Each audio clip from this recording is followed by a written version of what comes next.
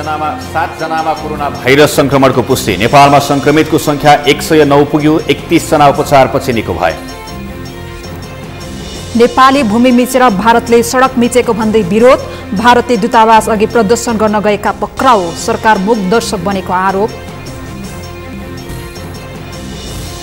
आज लकडाउनको 47औं दिन। विभिन्न जिल्लाले लकडाउन खुकुलो बनाउँदै बारामा कोरोना संक्रमण परीक्षण गर्ने उपकरण अभाव। कोरोना भाइरसको संक्रमणबाट ज्यान गुमाउनेको संख्या 2,76,800 नाग्यो। 40,38,000 बढी संक्रमित। र दक्षिण कोरियाको शीर्ष डिभिजनको के लिग 1 को नयाँ सिजन सुरु। पहिलो खेलमा जेनबक मोटर्सको जित। ब्लू विङ्स 1-0 ले पराजित।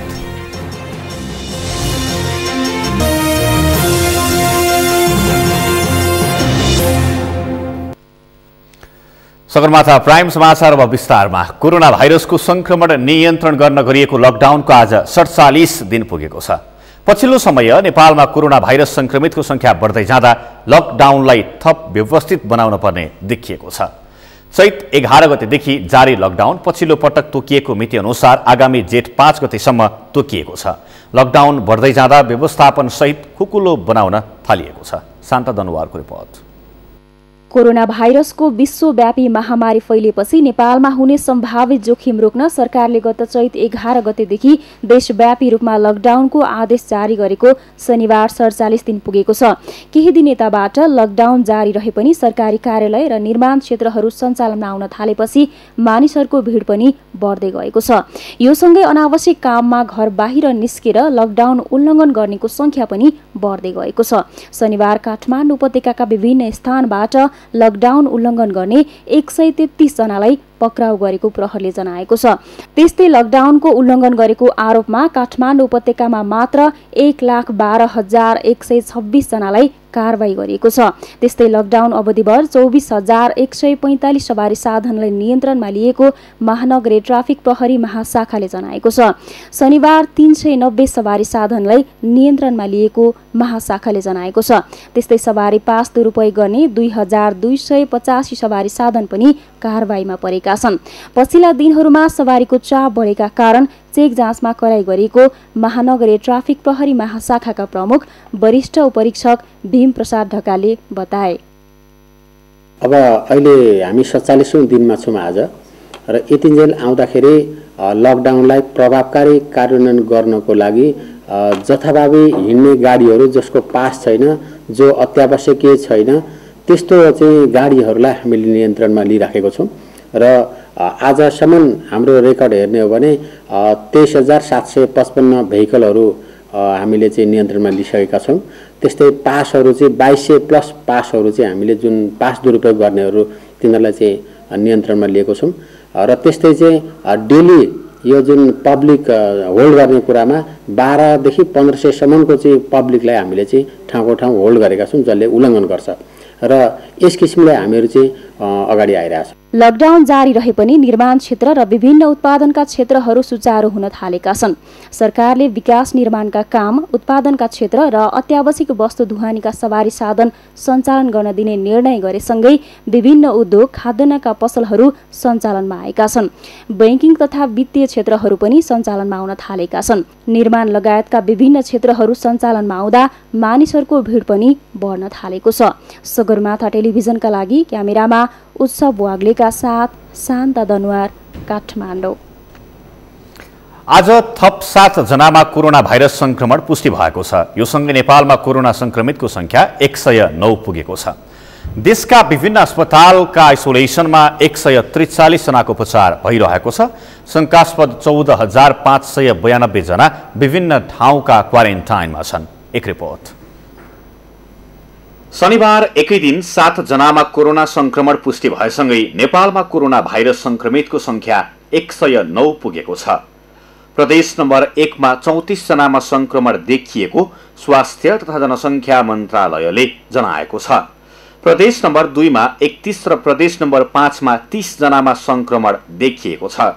बागमती प्रदेशमा 7, सुदूरपश्चिम प्रदेशमा 5 र गण्डकी प्रदेशमा 2 जनामा संक्रमण देखिएको छ। अहिलेसम्म 31 जना संक्रमित उपचारपछि निको भएर घर फर्किएको मन्त्रालयका प्रवक्ता डाक्टर विकास देवकोटाले जानकारी दिएका छन्।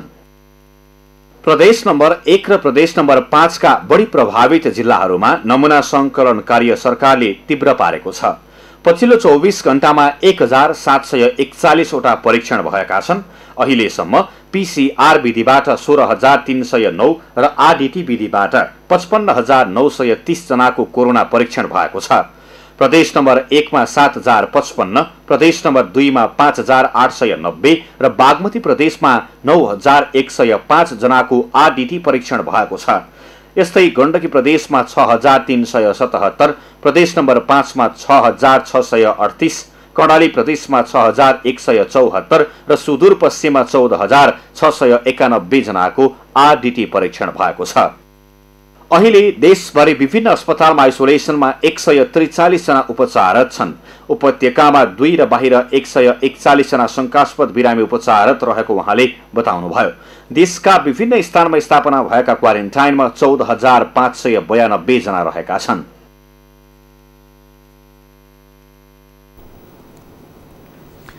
आदरणीय दर्शकवृन्द, आज मात्रै 7 जनामा कोरोना भाइरस संक्रमण पुष्टि भएको छ। उदयपुरमा 3 जना, यस्तै कपिलवस्तुका 3 जना छन् भने अर्का 1 जना पर्साबाट रहेका छन्।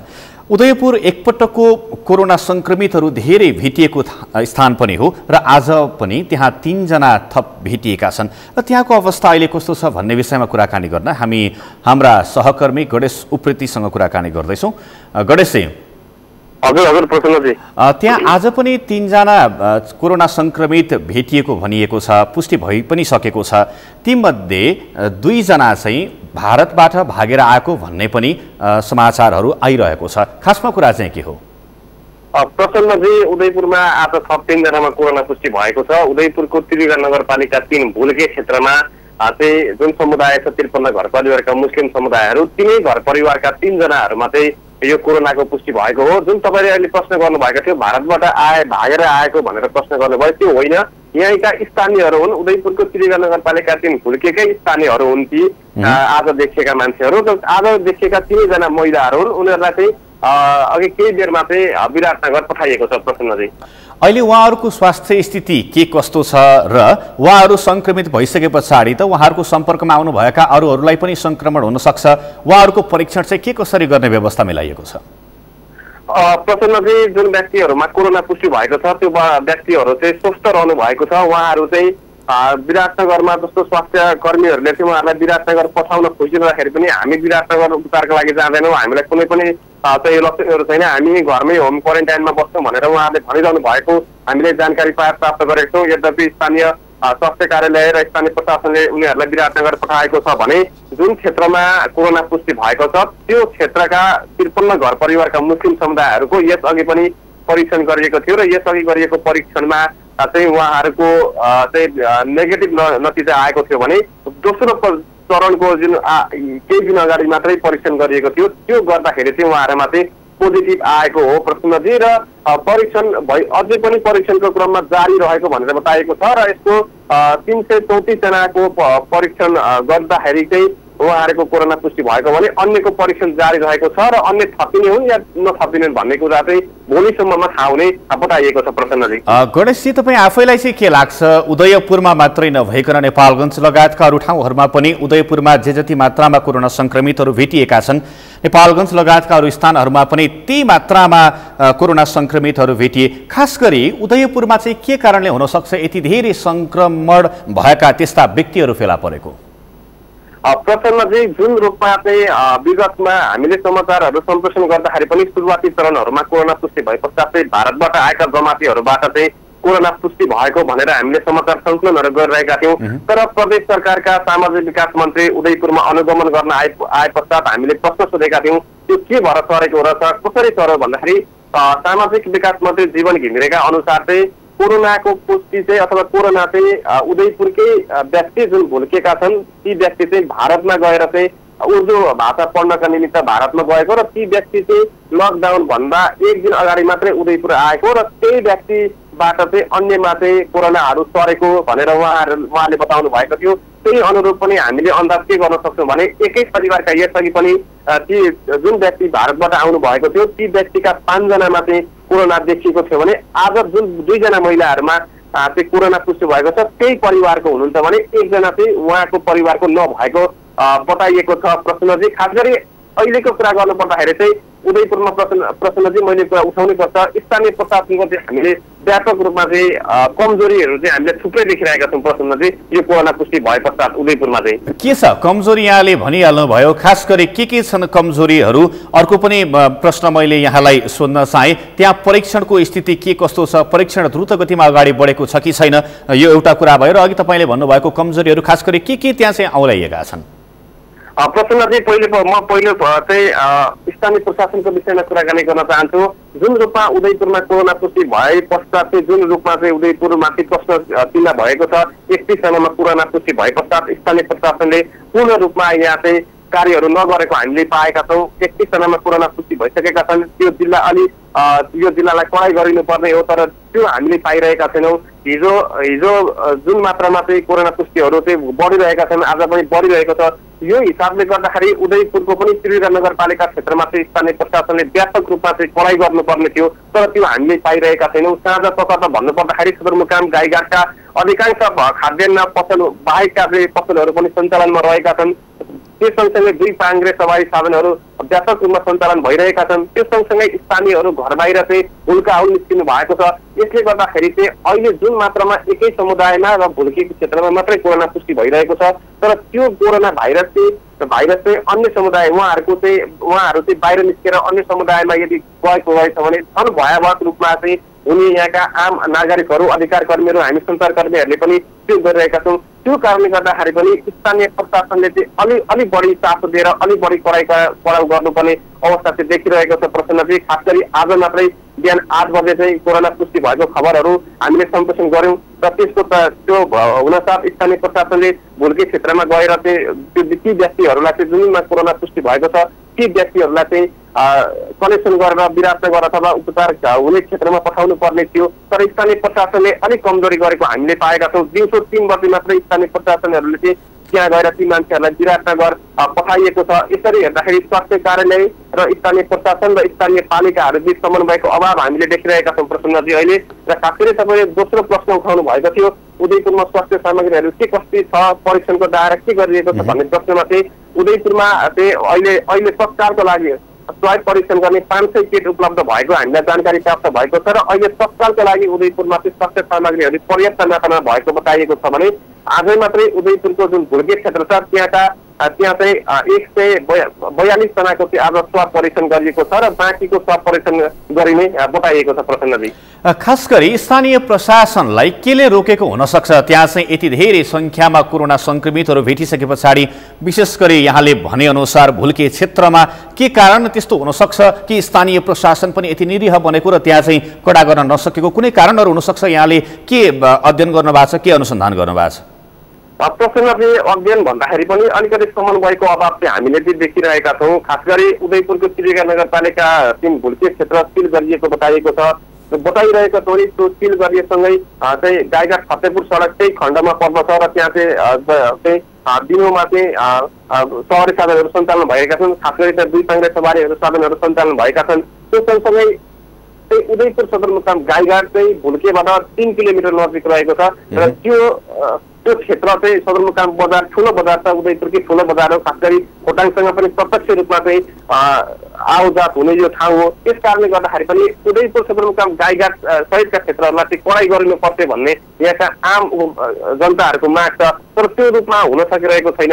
हिजो अस्तिका दिनहरूमा अलिक कडाइ गरिएको भए पनि चाहिँ हिजोबाट केही रूपमा खुल्ला गरिएको थियो, तर खुल्ला कोरोना संक्रमण बढ्दै गइरहेको छ तर खाइरहेको छ। तर स्थानीय जनताहरू समेत सचेत हुनुपर्नेमा अलि हामीले देखिरहेका छैनौँ र त्यो सचेत जनता त सचेत भएनन्, तर स्थानीय प्रशासनले चाहिँ अलिक कडाइ गर्नुपर्ने हो कि भन्ने चाहिँ आवाजहरू उठ्न थालेको छ। प्रसन्नजी, अहिले कोरोना चाहिँ उदयपुरको भुल्के क्षेत्रमा मात्रै सीमित भइरहेको छ, तर भुल्के क्षेत्रभन्दा चाहिँ बाहिर रूपमा चाहिँ कोरोना यदि फैलियो भने चाहिँ अझ भयावह हुन्छ कि भनेर चाहिँ प्रश्न गर्ने ठाउँ चाहिँ रहेको छ। त्यस कारणले गर्दाखेरि उदयपुरको त्रियुगा नगरपालिकामा चाहिँ लकडाउनलाई अलिक कडाइ गरिनुपर्छ भन्ने चाहिँ आवाज उठ्न थालेको छ। प्रसन्नजी, गणेशजी, यो भुल्के क्षेत्र जुन यहाँले भनिसक्नु भएको छ, यो भुल्के क्षेत्रभन्दा बाह्य अरू कुनै क्षेत्र जस्तो यहाँले भनेअनुसार त्रियुगा नगरपालिका, त्यसै गरी यता गाईघाटतर्फको स्थिति, त्यहाँतिर पसलहरू कतिको खोलिएका छन्, त्यहाँतिर मान्छेहरूले लकडाउनको उल्लङ्घन कतिको गर्ने गरेका छन् र आजको विशेष गरी यहाँले बुझ्नुभयो होला पक्कै पनि प्रहरी प्रशासनसँग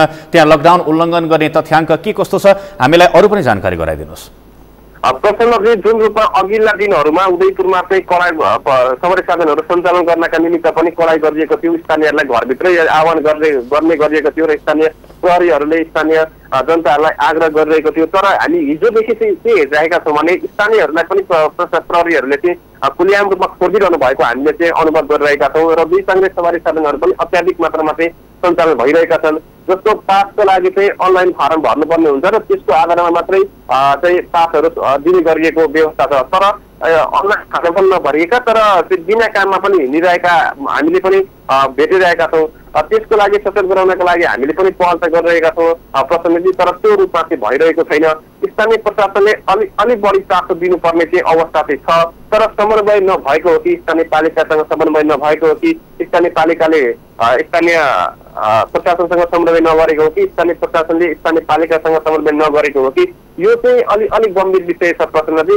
यो विषयमा अब हामी पक्कै पनि आगामी बुलेटिनहरूमा यस बारेमा जानकारी गराउने दिन्छौँ। तर उदयपुरको अहिले पछिल्लो अवस्था हेर्ने हो भने उदयपुरमा अलिक कडाइ गर्न अवस्था चाहिँ देखिएको छ। त्यसको लागि तिनै तहका सरकारहरूले, जसमा पनि गृह मन्त्रालय चाहिँ सङ्घीय सरकारले हेर्ने भएको कारणले गर्दाखेरि गृह मन्त्रालयले नै अलिक कडाइ गर्नका निमित्त चाहिँ आग्रह गर्ने अवस्था चाहिँ देखिएको छ प्रसन्नजी।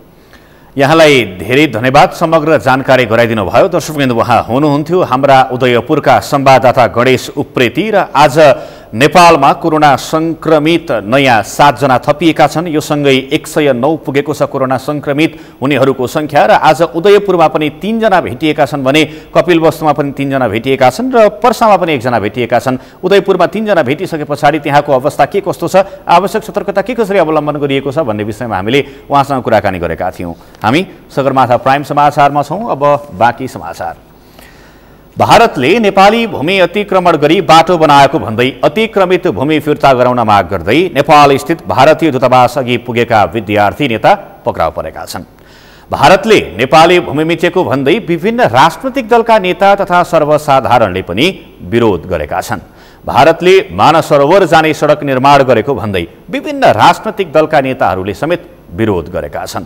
केशव शर्माको रिपोर्ट। नेपाली भूमि अतिक्रमण गर्दै मानसरोवर जाने बाटो बनाएको विरोधमा भारतीय दूतावास अगाडि प्रदर्शन गर्न खोज्नेहरूलाई प्रहरीले पक्राउ गरेको छ। सत्तारूढ नेपाल कम्युनिस्ट पार्टी नेकपा सम्बद्ध निरासुबेले प्रदर्शन गर्न खोजेको थियो। उत्तर ढोकामा जम्मा हुनासाथ उनीहरूलाई प्रहरीले नियन्त्रणमा लिएको छ। यता काठमाडौँको माइतीघरमा विरोध प्रदर्शन गरिएको छ। भारत सरकारको उक्त कदम विरुद्ध प्रदर्शन गर्न माइतीघर पुगेका युवाहरूको समूहलाई प्रहरीले पक्राउ गरेको हो।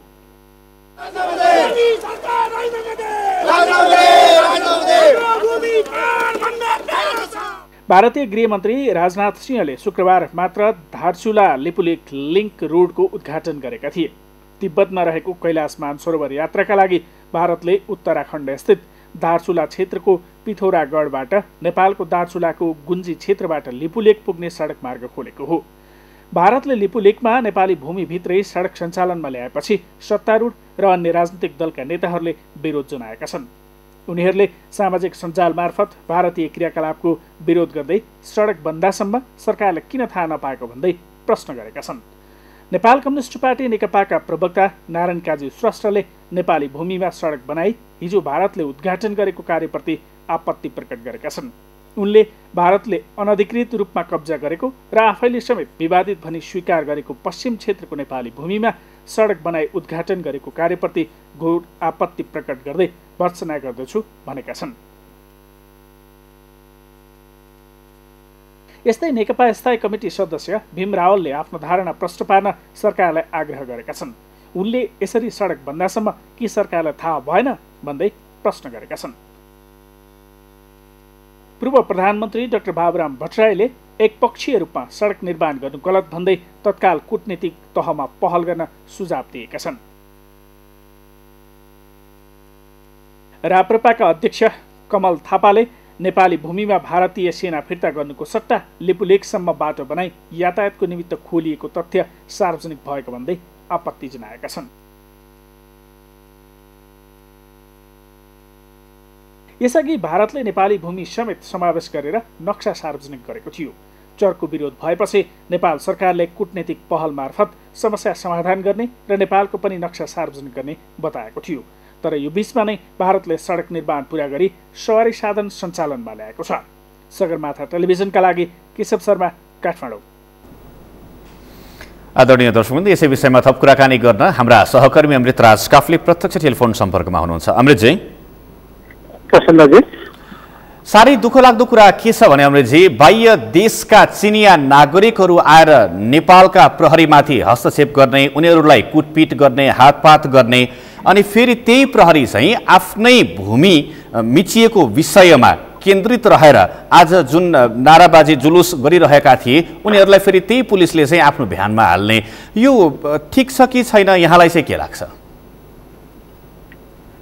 समझिहाले भने जस्तै चिनिया नागरिकको जुन प्रदर्शन सिंहदरबार अगाडि विद्यमानले गरेका थियो, उनीहरूलाई नेपाल प्रहरीले पक्राउ गरेको थियो। निषेधित क्षेत्र सँगसँगै लकडाउनको अवस्थामा प्रदर्शन गरेका कारण उनीहरूलाई पक्राउ गरिएको थियो। तीमध्ये 4 जनालाई अभद्र व्यवहार सम्बन्धी, अभद्र व्यवहारको कसुर सम्बन्धी ऐन अनुसार उनीहरूलाई मुद्दा चलाउने भनिएको छ। र नेपालको भूमि मिचेर भारतले आफ्नो बाटो बनाएर चीनसँग जोड्ने लिपियाधुरा हुँदै कालापानी हुँदै लिपियाधुरासम्म जुन बाटोको कुरा गर्न खोज्दै हुनुहुन्छ, त्यो बाटोको विषयलाई लिएर विरोध नाराबाजी गर्ने विद्यार्थीहरूलाई प्रहरीले पक्राउ गर्नु नेपालको कानुन अनुसारै छ। किनभने सडक बाटो समस्याको समाधान हुने होइन। लकडाउनको स्थिति सँगसँगै नेपालस्थित कूटनीतिक नियोगहरू जो दूतावासहरू छन्, त्यो दूतावासहरू अगाडि प्रदर्शन गर्न नपाइने व्यवस्था अनुसार प्रहरीले पक्राउ गरेको हो। यो विषयमा खास गरी बाटो, भारत सरकारले बाटो विस्तार बाटो बनाइसके पछाडि नेपालको परराष्ट्र मन्त्रालयले विज्ञप्ति निकालेर त्यसको विरोध गरेको छ। कूटनीतिक माध्यमबाट समस्याको समाधान गर्छु भनिरहेको छ। र सँगसँगै कोरोनाका कारण नेपालको लिपियाधुरा समेत समेटिएको नक्सा सार्वजनिक गर्न नसकिएको भनेर सरकारले भनेको छ। यसै सिलसिलामा भोलि बिहान 8 बजे संसदको राज्य व्यवस्था समिति सँगसँगै अन्तर्राष्ट्रिय सम्बन्ध समितिले सीमा क्षेत्र नेपालको भूमि हुँदै भारतले बाटो बनाएको विषयमा जवाफ दिनका लागि परराष्ट्र मन्त्री प्रदीप कुमार गेवाली र गृहमन्त्री रामबहादुर थापा बादललाई समितिमा बोलाएका छन्। यो संसदको समितिमा भोलि त्यो विषयमा छलफल हुनेछ। प्रहरीलाई सरकारले निर्देशन या आदेश दियो भने प्रहरीले आफ्नो कर्तव्य पूरा गर्ने हो। यसमा प्रहरी भन्दा पनि सरकार चलाउने, सरकारको नेतृत्व गरिरहेको परराष्ट्र मन्त्रालय सँगसँगै गृह मन्त्रालय, त्यसै प्रधानमन्त्री केपी शर्मा ओलीले पनि आदेश दिने हो भने सुरक्षाकर्मी त सरकारको आदेशको पालना गर्ने हो। प्रसन्नजी, अहिले यो विषयमा दिल्ली स्थित नेपाली दूतावासले चाहिँ केही खबर गरेको छ, केही जानकारी पाउनुभयो यहाँले?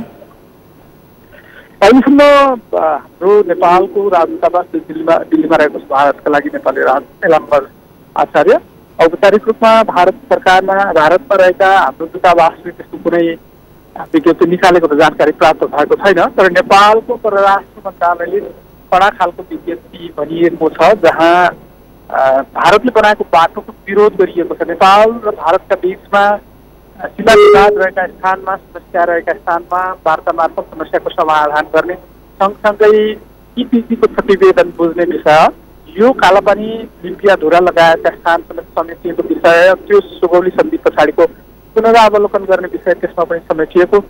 भारत सरकारसँग वार्ता गर्ने भनेर चलिरहेका बेला भारतले एकतर्फी रूपमा बाटो जसरी बनायो त्यसको सरकारले कूटनीतिक नोटिस पठाएको भनेको छ यस अगाडि र विरोध गरेको छ। परराष्ट्र मन्त्रालयले कूटनीतिक हिसाबले सरकारले त्यसको पहल गर्छु भनेको छ।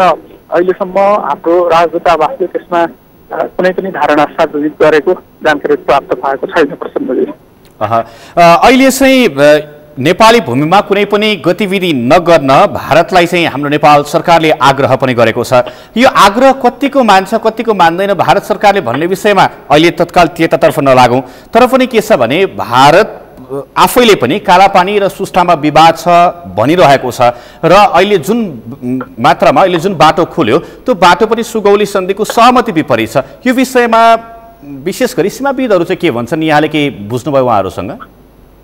हो प्रसन्नजी, नेपाल र भारतका बिचमा सीमाका विषयमा विवाद रहेको स्थान भनेर नेपालको कालापानी सँगसँगै तपाईँले भने सुस्ता लगायतका कतिपय ठाउँमा सीमाको समस्या अझै पनि कायमै छ र विवाद अझै पनि कायम छ। त्यसमा उच्चस्तरीय कूटनीतिक र राजनीतिक संवाद मार्फत त्यसको समाधान गर्नुपर्छ भनेर सरकारले पनि भनेको छ। सँगसँगै केही समय अगाडि नेपालको लिपियाधुरा कालापानी समेटेर भारतले सार्वजनिक गरेको आफ्नो देशको नक्सा जसरी सार्वजनिक गर्यो, त्यो नक्सा सार्वजनिक गरेपछि नेपालले कूटनीतिक नोट जुन दुई देशका बीचमा आफ्नो असहमति राख्ने सरकारको उच्चस्तरीय कूटनीतिक नोट भारतलाई असहमतिको सहित जानकारी सहित पठाएको थियो। त्यसपछि परराष्ट्र मन्त्रालयका सचिवहरूका बिचमा अथवा परराष्ट्र मन्त्रीहरूका बिचमा छलफल गरौँ, यो वार्ता गरौँ भनेर नेपालले पटक पटक प्रस्ताव गरेको भनेको छ। भारतले अहिलेसम्म त्यसको कुनै जवाफ दिएको छैन। यसै बिचमा फेरि अहिले बाटो विस्तार जसरी भएको छ, कूटनीतिज्ञहरूले त्यो जुन ठाउँ छ लिपियाधुरा कालापानी लगायतका स्थान जहाँ बाटो बनाइएको छ, त्यो सोगली सन्धि पछाडि नेपालको जमिन भएको र नेपालले कूटनीतिक ढङ्गले समस्याको समाधान गर्न नसकेकै कारण यो समस्या आएको भनेका छन्। लकडाउनको स्थिति एकातिर छ र प्रधानमन्त्री केपी शर्मा ओलीले यस विषयमा अहिलेसम्म मुख नखोल्नु अथवा त्यो विषयमा कुनै पनि पहल नगरेको देखिनु चाहिँ नेपालको कूटनीतिक असफलता हो भनेर कतिपयले भनेका छन्। यद्यपि सरकारले काम गरिरहेको छ भनिरहेको छ र परराष्ट्र मन्त्रालयले त्यो निकालेको छ। सरकारले कूटनीतिक पहल केही गर्ला आशा गरौँ त्यसैमा। आखिर नेपाल सरकार अमृतजी किन यतिको निरीह बनिरहेको छ? कहिले विदेशीहरूबाट नेपाल कुटिन्छ, कहिले भारतीयबाट हाम्रो देशको सीमा लुटिन्छ। खासमा यस्तो चाहिँ किन भइरहेको छ? सरकारले गरेको आग्रह किन भारत सरकारले मानिरहेको छैन? र हिजोको जुन चिनियाहरूले गरेको कुटपिटको विषय पनि मैले यहाँ जोड्न खोजेँ। अहिले त आम सर्वसाधारणहरू के भन्दैछन् भने चिनियाहरू कसैको आदेशमा यहाँका पुलिसहरूमाथि जाइ लागेका हुन् पो भन्दैछन् त उनीहरू त, किनकि चिनिया त यसै पनि कानुनको राम्रो पालना गर्ने जनता भनेर पनि चिनिन्छन्। र हिजोको जुन अवस्था हेर्दा, हिजोको जुन त्यो निकै नै निन्दनीय कार्य हेर्दै गर्दाखेरि कसैले उनीहरूलाई बहकाएको जस्तो देखिन्छ। खास गरी यहाँ आफैलाई चाहिँ के लाग्छ यो विषयमा? प्रसन्नजी, यहाँले भनेको जस्तै प्रश्न आम सर्वसाधारणहरूले पनि उठाइरहेका छन्। चिनिया नागरिकले नेपाल प्रहरी, बर्दिवाल प्रहरी विविध क्षेत्रमा प्रदर्शन गरिरहेका बेला प्रहरीले नियन्त्रण गर्न खोज्दा चिनिया नागरिकबाट नेपालका प्रहरी, त्यसमाथि पनि डिएसपी सहितका प्रहरीहरू घाइते समेत बनेका छन्। यसमा सरकारले कूटनीतिक माध्यमबाट समस्याको समाधान गर्न खोजेको छैन। उनीहरू चिनिया नागरिक नेपालमा हामीलाई चाहिँ आफ्नो देश फर्कन देऊ भनिरहे पनि सरकारले त्यसको व्यवस्थापन पनि गर्न सकेको छैन। सँगसँगै नेपाल स्थित चिनिया राजदूतावास जो सत्तारूढ नेकपा भित्र देखेको विवाद मिलाउनका लागि लागेको भनेर कतिपयले आशंका गरेका थिए। चिनिया राजदूतको तीव्र राजनीतिक भेटघाट केही समय अगाडि भएको थियो। नेकपामा जुन बेला राजनीतिक तिक्तता देखिएको थियो त्यस पछाडि केही मत्थर भए देखिन्छ। यो विषयमा सरकारले कूटनीतिक स्तरबाट अथवा नेपालको राजदूत जो चिनिया राजदूत छन् उनलाई बोलाएर समस्याको समाधान गर्नुको साटो बरु प्रहरीमाथि भएको दुर्व्यवहार हेरेर बसेको जस्तो भनेर सर्वसाधारण लगायतका कतिपयले त्यस्तो पनि भनेका छन्। सरकारले खास गरी यो समस्याहरू जुन देखिएको छ चीन र भारतसँगको, यसमा चाहिँ कूटनीतिक तरिकाले नै समस्याको समाधान गर्नुपर्छ, यानि कि कुनै सैन्य अथवा अर्को कुनै माध्यमबाट हानि गर्न सक्दैनौँ। यसको समस्याको समाधान कूटनीतिक तरिकाबाटै हो। तर त्यसमा प्रधानमन्त्री केपी शर्मा ओली सँगसँगै हाम्रो सरकारका उच्चस्तरीय मन्त्रीहरू, राष्ट्रपति स्वयं राष्ट्रपति विद्यादेवी भण्डारी लगायतले पनि पहल गर्न सक्दा यसको समस्याको समाधान हुन सक्छ भनिएको छ। यदि सरकार अथवा प्रधानमन्त्री केपी शर्मा ओलीले अहिलेसम्म समकक्षीलाई टेलिफोन गर्ने अथवा कूटनीतिक तरिकाले समस्याको समाधान गर्नेतर्फ चासो नदेखाएको हो कि भन्ने आशंका देखिएको छ। तर पनि परराष्ट्र मन्त्रालयले पनि विज्ञप्ति जारी गरिसके पछाडि सरकारले केही पहल कदम दिन सुरु गरेको हो कि भन्ने आभास चाहिँ भएको छ। अमृतजी, यही विषयमा कुराकानी गर्दै गर्दाखेरि जस्तो हिजोको घटनाले नेपाल र चीन बीचको कूटनीतिक सम्बन्धमा खास गरी कस्तो खालको असर पुर्याउन सक्छ, यहाँलाई के लाग्छ? हजुर पनि निकै लामो समयदेखि राजनीतिक क्षेत्रमा रिपोर्टिङ गर्दै आइराख्नु भएको छ। आफैले विश्लेषण गर्दै गर्दाखेरि, आफैलाई लागेको कुरा गर्दै गर्दाखेरि कस्तो खालको असर पर्न सक्छ कूटनीतिक क्षेत्रमा नेपाल र चीन बीचको? प्रसन्नजी, खास गरी नेपालमा लकडाउन घोषणा भए पछाडि विभिन्न देशका नागरिक जो नेपालमा रहेका छन् उनीहरूलाई आफ्नो देश पठाउन नेपालले पनि प्रयास गरिरहेको छ। स्वयं जुन देशका नागरिक छन् ती देशहरूले पनि प्रयास गरेका छन्। नेपाली वायु सेवा निगमका जहाजहरूले ती गन्तव्यहरूमा पुर्याइरहेका पनि छन्। नेपालमा रहेका चिनिया नागरिक उनीहरूलाई स्वदेश फर्काउन सरकार सँगसँगै नेपाल स्थित चिनिया राजदूतावासले पनि पहल गर्न सक्थ्यो। उनीहरू जहाँ नेपालीहरूलाई समेत प्रदर्शन गर्न नदिने ठाउँ हो सिंहदरबार आसपासको क्षेत्र निषेधित क्षेत्र भनेर घोषणा गरिएको छ। माइती घर समेत सरकारले निषेधित क्षेत्र घोषणा गरेको थियो, तर त्यसको विरोध सरकार पछि हट्यो। यस्ता स्थानमा जो सँगसँगै लकडाउन जहाँ भेटभाड गर्न नपाइने भनेर सरकारले घोषणा गरेको त्यसको समेत उल्लङ्घन गर्दै चिनिया नागरिक जसरी आए उनीहरूलाई सडकमा आउन नदिनका लागि चिनिया राजदूतावाससँग समन्वय गरेर उनीहरूलाई घर फर्काउन सकिन्थ्यो अथवा उनीहरूको डासबासको व्यवस्था नेपाल सरकार सँगसँगै चिनिया राजदूतावासले पनि गर्न सक्थ्यो। यो चाहिँ सरकारको कमजोरी हो भनिरहेका छन्। सरकारले केही भनेको छैन, यद्यपि चिनिया राजदूतावासले नेपालको कानुन मान्न भनेर चिनिया नागरिकलाई भनेको छ। त्यो घटना भइसके पछाडि मात्रै चिनिया नागरिकलाई नेपालको कानुन मान्न भनिएका कारण समस्या सिर्जना भएको हो। सरकारले कूटनीतिक तरिकाले समस्याको समाधान गर्न चाहने हो भने यो समस्याको समाधान हुन सक्छ। प्रसन्नजी हुन्छ, यहाँलाई समग्र जानकारीका लागि धेरै धन्यवाद। दर्शकबिन्दु, उहाँ हुनुहुन्थ्यो हाम्रा सहकर्मी अमृतराज काफले। भारतले नेपाली भूमि अतिक्रमण गरी बाटो बनाएको भन्दै अतिक्रमित भूमि फिर्ता गराउन माग गर्दै नेपाल स्थित भारतीय दूतावास अघि पुगेका विद्यार्थी नेताहरू पक्राउ परेका छन्। यो विषयमा विरोध पनि भएको थियो र यही विषयमा हामी केन्द्रित रहेर हाम्रा वरिष्ठ संवाददाता अमृतराज काफलेसँग कुराकानी गरेका थियौँ। हामी सगरमाथा प्राइम समाचारमा छौँ। अब बाँकी समाचार। युनेस्को विश्व सम्पदा क्षेत्रमा नेपालका विभिन्न सांस्कृतिक र प्राकृतिक सम्पदालाई सूचीकृत गरिएको छ। सांस्कृतिक र पुरातात्विक सम्पदा अन्तर्गत काठमाडौँ उपत्यकाभित्रका सम्पदाले काठमाडौँको छुट्टै पहिचान स्थापित गरेको छ, जसले काठमाडौँलाई कला र मन्दिरको सहरका रूपमा चिनाएको छ। तिनै सम्पदा अहिले लकडाउनको प्रभावले बन्दबन्दीको अवस्थामा छन्। सन्तोष बिके थापाको रिपोर्ट।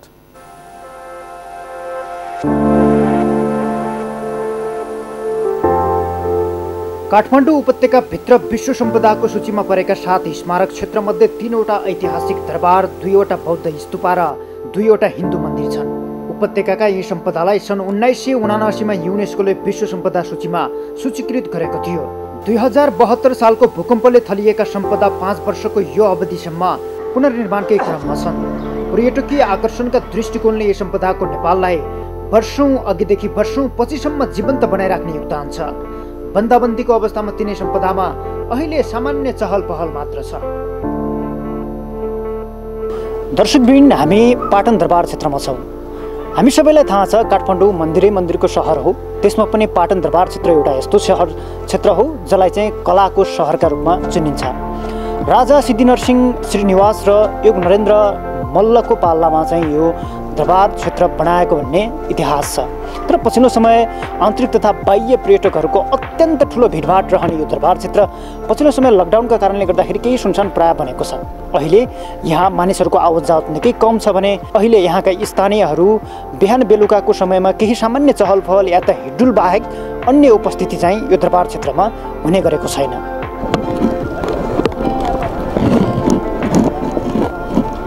लकडाउनले गर्दाखेरि बिहान यहाँ आउनु दिँदैन है। अहिले त्यसरी मान्छे आउँदैन। अहिले भजन पनि गरिँदैन, बिहान पनि गर्थ्यो है, त्यो पनि गरिन् दिएन, खोल्नु पनि खोल्दिन।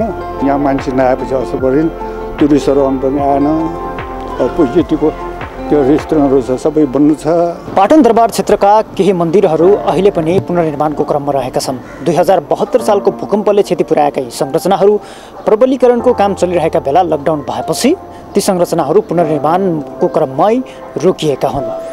लकडाउन नभएको बेलामा त बेलुका 8-9 बजीसम्म होलै हुन्छ। हामी त यहाँ केही पनि गर्दैनौँ, आउँछौँ, भगवानको दर्शन गर्छौँ, जान्छौँ, त्यति हो। दर्शकबिनहरू, यति बेला हामी बसन्तपुर दरबार क्षेत्रमा छौँ। काठमाडौँ महानगरको बीच भागमा अवस्थित यो बसन्तपुर दरबार क्षेत्र अहिले लकडाउनका कारणले गर्दाखेरि सुनसान प्राय नै बनेको छ। यसअघि यहाँ पनि आन्तरिक तथा बाह्य पर्यटकहरूको बाक्लो चाप रहन्थ्यो। पर्यटकहरू आउँथे, यहाँका कलाकृतिहरू, यहाँका पुरातात्विक सम्पदाहरूको अवलोकन गर्थे। तर पछिल्लो समय कोरोना भाइरसका कारण बढेको लकडाउनले यो क्षेत्र अहिले सुनसान बढेको छ। तर केही नागरिकहरूलाई, केही सर्वसाधारणहरूलाई प्रहरीले लकडाउन उल्लङ्घन गरेको भन्दै अहिले पनि नियन्त्रणमा लिएर राखेको छ। उनीहरूलाई चाहिँ सम्झाइ बुझाइ छाड्ने पनि गरेको छ। भर्खरै निस्केको, बस्दा बस्दा अल्छी लागेरै निस्क्यो। खास यहाँ खुल्ला ठाउँ अलि पायो, मान्छेको भिडभाड नभएर बस्न एकान्त भएर हो। बिहान त यताउति गरे निस्किएन। बिहान त्यही तरकारी किन्नु पऱ्यो भने निस्किने हो, नत्र निस्किएन। यही सम्पदाको कलाकृति र उपत्यकाको सभ्यतालाई निहाल्दा चरम आनन्दानुभूति महसुस तथा पुर्खाप्रति गर्व नगर्ने सायद कोही छैन। तर उपत्यकामा रहेका र वर्षौँ पहिले बनेका यिनै सम्पदाहरू अहिले जीर्णोद्धार र टुटफुटको अवस्थामा छन्।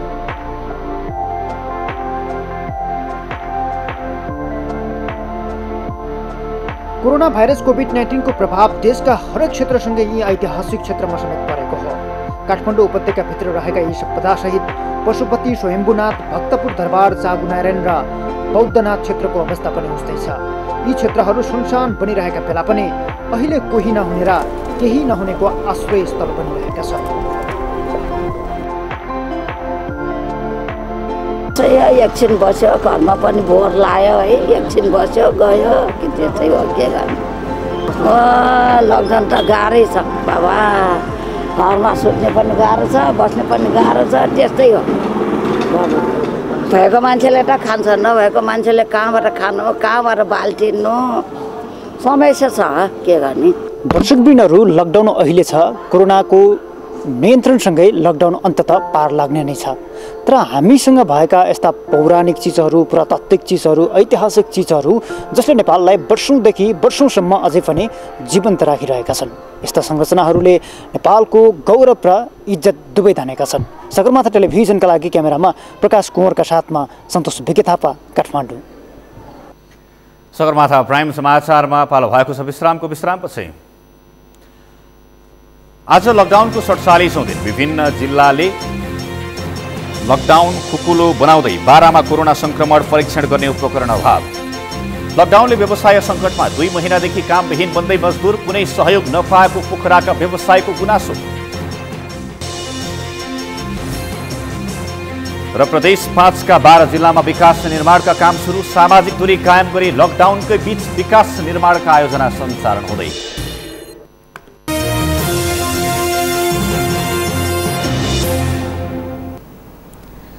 विश्रामपछि सगरमाथा प्राइम समाचारमा स्वागत छ।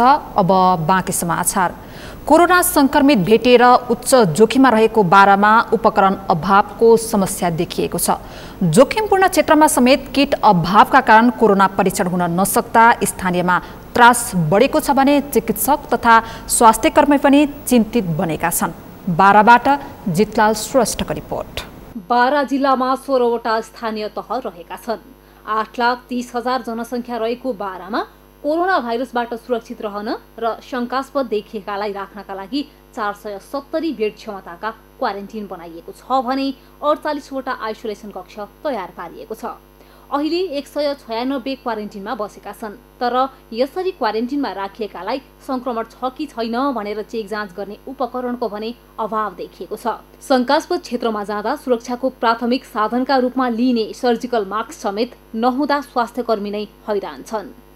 मास्क अलि जुन हामीले वास्तव भनौँ न त्यो N95 जुन मास्क भन्छौँ, अलिकति विश्वासले जस्तै उहाँले लगाउनु भएको छ नि, त्यो मास्क हामीसँग छैन। हामी यस्तै मास्क लगाइरहेको। N95 आएको होइन, नर्मलै मास्क, यही जुन सर्जिकल मास्क छ यही मास्क आइरहेको।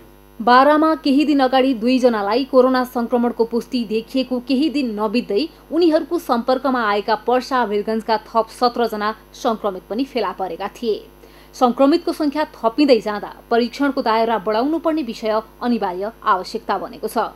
तर आवश्यक उपकरणको अभावमा क्वारेन्टिनमै राखिएकाहरूको समेत स्वास्थ्य परीक्षणमा समस्या भएको छ। स्वास्थ्य कार्यालय बाराले कोरोना परीक्षणका लागि किट अभाव भएको भनेर पटक पटक सम्बन्धित निकायमा जानकारी गराइसकेको छ। तर पनि कोरोना परीक्षण किट उपलब्ध नहुँदा विभिन्न स्थानबाट आएर क्वारेन्टिनमा बसेकाहरूको समेत कोरोना परीक्षण हुन सकेको छैन। हामीसँग त टेस्ट गर्नको लागि आइडेन्टिटी पनि छैन र यो स्वाब कलेक्सन गर्नको लागि हामीसँग त्यो सुविधा पनि अहिले आज छैन र सबैतिरबाट माग त आइराखेको छ। हामीले हुन्छ आएपछि दिन्छौँ त भन्छौँ। हामी कहाँ सुरुदेखि नै समस्या छ। अब 1-2 चोटि आयो तर एकदमै 1-2 दिनलाई धान्ने गरी मात्र आयो त कहिले पनि हामी कहाँ पर्याप्त मात्रामा आएको अवस्था छैन। हामीसँग त्यो अब यहीसँग सम्बन्धित जुन आपूर्ति छ नि, त्यो आपूर्तिको अलिकति हामीलाई समस्या एकदमै छ। जस्तै आइडेन्टिटी पनि छैन, त्यो स्वाब कलेक्सन गर्नको लागि जो भिटिएम हामी भन्छौँ त्यो पनि छैन। केही सामग्री आइसके पनि सबै सामग्री नहुँदा परीक्षण सम्भव भएको छैन। त्यसैले शंकास्पद र संक्रमितको संख्या बढ्न सक्ने भन्दै जिल्ला प्रशासन कार्यालय बाराले स्थानीय तहलाई 10-10 बेड थप गर्न आग्रह गरिसकेको छ। क्षमता सामर्थ्यले भ्याउँछ कि भ्याउन्न भन्ने कुरा एउटा छ। अर्को कुरो के हो भने कम्तीमा एटलिस्ट चाहिँ तपाईँको उपचार गर्ने हस्पिटलहरू नभएको अवस्थामा क्वारेन्टाइन आइसोलेसन बेडहरू बढाउनु पायो भने र हामीलाई केही जनशक्तिहरू हामीले हायर गर्न पायौँ भने यो चाहिँ अलिकन चुनौती सामना गर्न सकिन्छ भन्ने कुरा हो। छिमेकी जिल्ला पर्साको वीरगञ्जमा थप 17 जना संक्रमित भेटिएपछि बारामा पनि त्रास झनै बढेको छ। त्यही कारण स्थानीय तहहरूले आफ्ना बस्ती सुरक्षित राख्न राजमार्ग, सडक र ग्रामीण बस्तीका सडकहरूमा समेत कडाई गरिरहेका छन्। अनावश्यक मानिस आवत जावतलाई रोक्न स्थानीय निकायसँगै स्थानीय सङ्घ संस्था क्रियाशील बनेका छन्। पालिकाले गरिरहेको यो कोरोना भाइरस सम्बन्धी सुरक्षा जाँच अभियानमा युथ अफ निजगढले पनि सहभागिता जनाइरहेको छौँ र हामीले योबाट बच्नको लागि चाहिँ सामाजिक दूरी अलिकति कायम गर्नु पर्यो र आफ्नो घरमा आफै सुरक्षित भएर बस्नु पर्यो। बाराको निजगढ नगरपालिका, जितपुर सिमरा उपमहानगरपालिका, कलैया उपमहानगरपालिका, कोहलवी नगरपालिका लगायत अन्य नगरपालिकाहरूले पनि आफ्नो क्षेत्र प्रवेश गर्ने सवारी साधनहरूलाई डिसइन्फेक्सन स्प्रे गर्ने गरेका छन्। अत्यावश्यक काम बाहेक सवारी साधन र मानिसहरूलाई लकडाउनको पालना गरी सुरक्षितसँग घरमै बस्न आग्रह गरिएको छ। स्थानीय तह र सरकारी संयन्त्रले आफ्ना प्रयास जारी राखे पनि संघीय सरकारबाट उपकरण नपाउँदा संक्रमण फैलिने चिन्ता बढिरहेको छ। संघीय सरकारबाट सरकारकै भूमिकाको खोजी अहिले नागरिकदेखि सरकारकै संयन्त्रले गरिरहेका छन्। सगरमाथा टेलिभिजनका लागि बाराबाट जितलाल श्रेष्ठको रिपोर्ट। यसै विषयमा थप कुराकानीका लागि बारा सहकर्मी जितलाल श्रेष्ठ यति बेला हामीसँग प्रत्यक्ष टेलिफोन सम्पर्कमा हुनुहुन्छ। जितलालजी। हजुर मेनकाजी। जस्तो यति बेला कोरोना परीक्षणको दायरालाई अझ फराकिलो बनाउनु पर्ने अवस्थामा बारामा चाहिँ क्वारेन्टाइनमा रहेकाहरूलाई नै परीक्षण गर्ने उपकरणको अभाव छ, चिकित्सकहरूको लागि मास्क समेत छैन। यो अवस्थामा त्यहाँको स्थानीय सरकार के गरेर बसिरहेको छ? जब सामग्रीको अभाव यो अभाव चाहिँ सुरुदेखि नै भइरहेको भन्ने कुरो आइरहेको थियो। उहाँहरूले चाहिँ हामी प्रक्रियामा छौँ, हामीले माग गरिरहेको छौँ भनेर चाहिँ भन्दै आउनु भएको छ मेनकाजी। भनेपछि तपाईँले त अभाव सिर्जना भयो भन्ने रिपोर्ट तयार पार्नु भएको छ। मैले यही विषयमा केन्द्रित रहेर कुराकानी गर्न खोजेँ। त्यहाँका चिकित्सकहरूले पनि एउटा मास्कको समेत उपलब्ध छैन, मास्क समेत उपलब्ध गराइएको छैन भनेर चिन्ता व्यक्त गरिरहेका छन्। यो अवस्थामा चिकित्सकहरूले कसरी काम गर्न सक्छन्? परीक्षणको दायरा कसरी बढाउन सकिन्छ? पक्कै पनि निश्चित रूपमा पनि जब संक्रमणहरू फैलिन्छ तब उहाँहरूलाई चाहिने उपकरणहरू र पिपिआईहरूको व्यवस्था, मास्कहरूको व्यवस्था, पुरै मास्कको पनि व्यवस्था चाहिँ चाहिन्छ। तर सुरुको दिनबाट पनि यो सर्जिकल मास्क पनि चाहिँ चाहिने मात्रामा चाहिँ हामीलाई पाइरहेको छैन। हामीले चाहिँ माथिल्लो मन्त्रालयहरूमा चाहिँ हामीले पनि कोसिस माग गरिरहेका छौँ भनेर चाहिँ भनिरहनु भएको छ। र मैले भर्खरै मात्रै केही समय अगाडि त्यहाँका चिकित्सक राजकिशोर, हाम्रो बाराको स्वास्थ्य कार्यालय बाराका प्रमुख राजकिशोर पण्डितजीलाई मैले सोधेको थिएँ। उहाँले चाहिँ यो हामीले रिपोर्टिङ गरिरहँदाखेरि केही दिन अगाडि मात्रै पनि यो अभाव थियो र अहिले चाहिँ यो करिब करिब 5-7 दिनको लागि पुग्ने चाहिँ सामानहरू आइसकेको छ भनेर पनि जानकारी दिनुभएको छ। जस्तो यस्तो यो उपकरणहरूको अभाव भइरहँदाखेरि त्यहाँका स्थानीयमा नागरिकमा चाहिँ कस्तो प्रभाव परेको छ? यो वास्तवमा यो सामग्री त बारामा मात्रै होइन, मलाई लाग्छ यो अलि अभावका कुराहरू त चारैतिर यो अभाव त छँदैछ।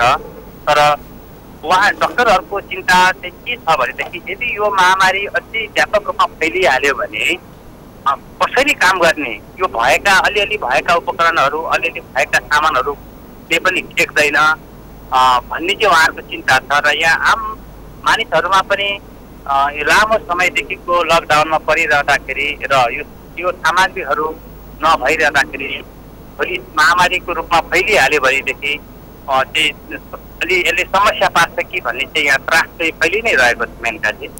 भनेपछि उपकरणहरू ल्याउनका लागि किटहरू ल्याउनका लागि त्यहाँको स्थानीय सरकारले सङ्घीय सरकारसँग कुनै पहल गरेको छ छैन के छ कति दिनसम्म अब त्यहाँनेरि उपकरणहरू आइपुग्छ?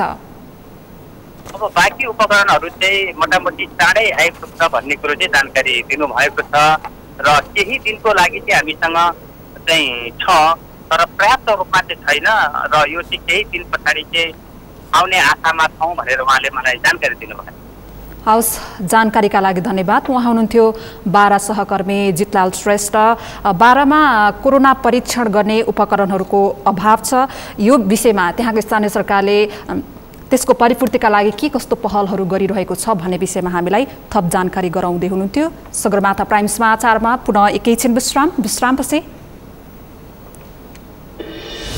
कोरोना भाइरसको संक्रमणबाट ज्यान गुमाउनेको संख्या 2,76,800 नाग्यो, 40,38,000 बढी संक्रमित।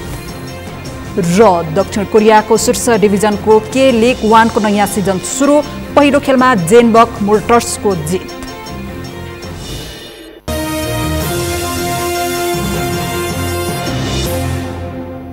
अब पालो अर्थ समाचारको।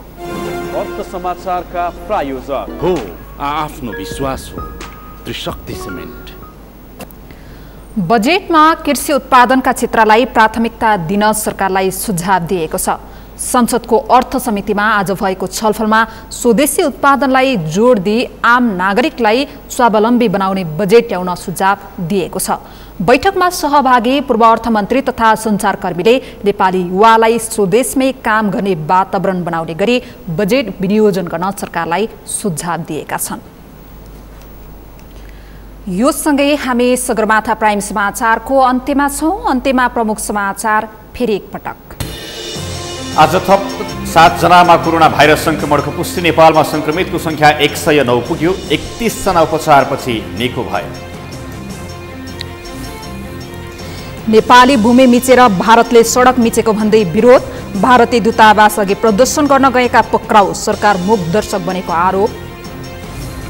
आज लकडाउनको 47औं दिन। विभिन्न जिल्लाले लकडाउन खुकुलो बनाउँदै बारामा कोरोना संक्रमण परीक्षण गर्ने उपकरण अभाव। कोरोना भाइरसको संक्रमणबाट ज्यान गुमाउनेको संख्या 2,76,800 नाग्यो, 40,38,000 बढी संक्रमित। र दक्षिण कोरियाको शीर्ष डिभिजनको के लिग 1 को नयाँ सिजन सुरु, पहिलो खेलमा जेनबक मोटर्सको जित, ब्लू विङ्स 1-0 ले पराजित। हौस् त सगरमाथा प्राइम समाचार अहिलेलाई सकियो। तपाईँ समाचार बुलेटिनका साथै सगरमाथा टेलिभिजनका सम्पूर्ण कार्यक्रम www.sagarmatha.tv मा पनि पढ्न र हेर्न सक्नुहुनेछ। साथै युट्युबमा youtube.com/सगरमाथा टिभी नेपालमा हेर्न सक्नुहुनेछ। मोबाइलमा प्ले स्टोर तथा एप स्टोरमा गई सगरमाथा टिभी एप डाउनलोड गरी हामीलाई प्रत्यक्ष हेर्न सक्नुहुनेछ। साथै तपाईँ हामीलाई फेसबुकमा पनि facebook.com/STV नेपालमा फलो गर्न सक्नुहुनेछ। समाचारको शिखर, नेपालको गौरव, नेपालको पहिलो न्युज च्यानल सगरमाथा टेलिभिजन हेर्दै गर्नुहोला। नमस्कार।